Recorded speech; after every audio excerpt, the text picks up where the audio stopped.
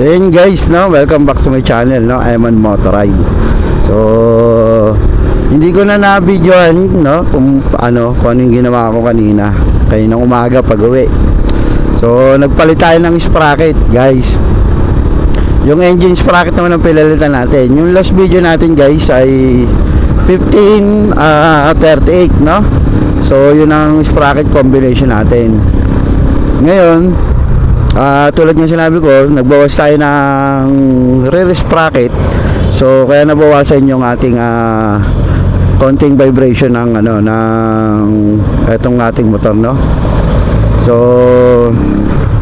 ngayon guys, nagpalit ako ng engine sprocket. So ginawa ko yung 16 kasi ang stock natin 15 eh. So ginawa ko yung 1638, no, ang ating sprocket combination. So sa performance ngayon, okay na okay, no, ang driving natin. Tapos nabawasan pa lalo ang pagba-vibrate ng ating motor, no. Tsaka napansin ko parang mas naging smooth to kaysa dun sa 1538, no.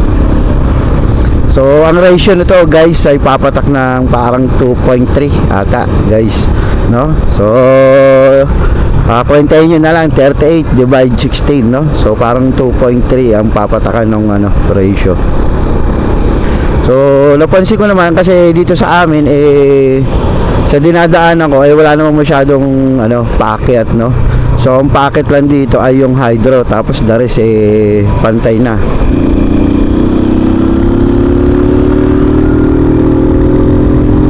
So ayan, no. Kahit bumirit ako guys, hindi siya masyadong mabibrate ngayon. Kaya okay na okay yung natin. Ito medyo paahon pero okay siya, nasa 4 gear ako. Pero kayang-kaya, no. So mas gumanda performance, no, para dyan sa mga naka-Rusi 150, no?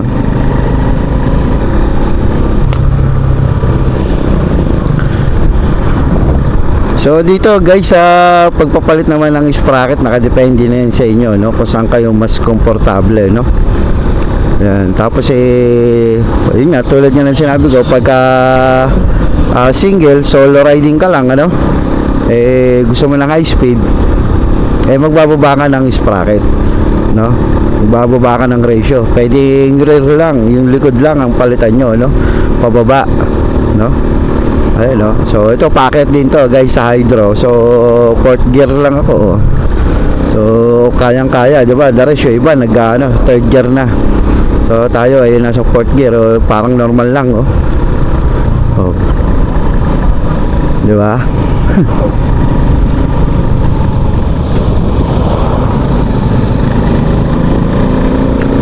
So yun nga, although hindi naman tayo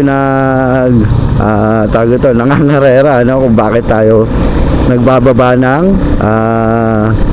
sprocket. So ang inaano ko kasi dito guys, pagka naka sa mababang sprocket o high speed, no, medyo mababawasan yung ating vibration ng motor, no, at hindi pa tayo lalakas sa gasolina, no, kasi pagka syempre malaki, so malakas sa gasolina, gawa ng bomba ka ng bomba at napipigilan kasi ang malaking sprocket ay pampalakas ng hatak lang, no, hatak pagka yung mga ahunan o mabibigat ang karga nyo, para mas malakas siyang bumatak, no.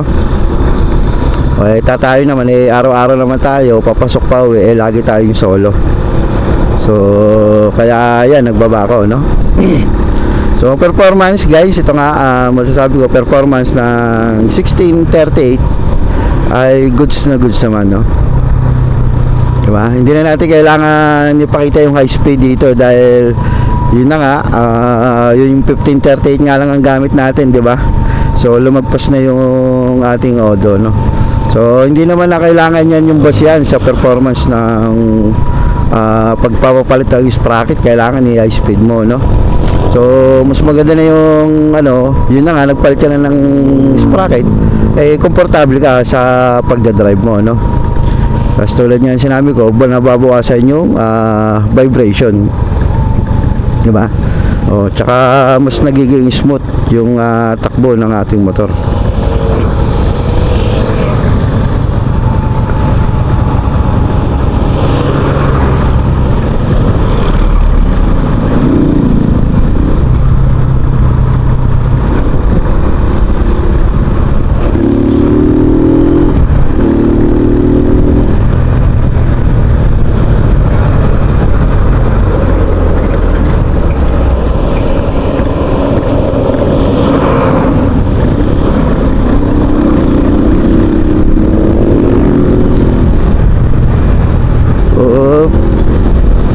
Huwag nyo gagayahin to guys ha, counterflow ako. So ewan ko bakit sobrang traffic. Huwag nyo gagayahin guys ha, mali yun. Counterflow guys.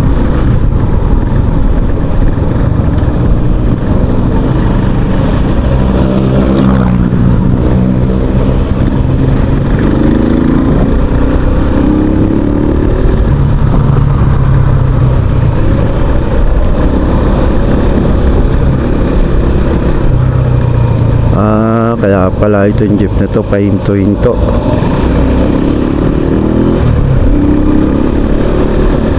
Kaya pala.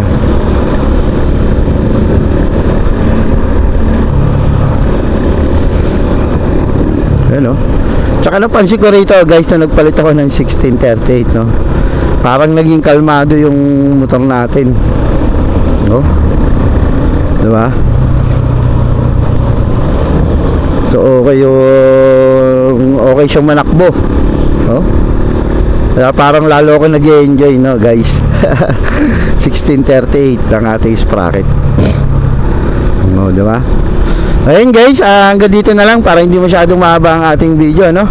So kung nagustuhan mo tong video na to guys at nagkaroon ka ng idea no.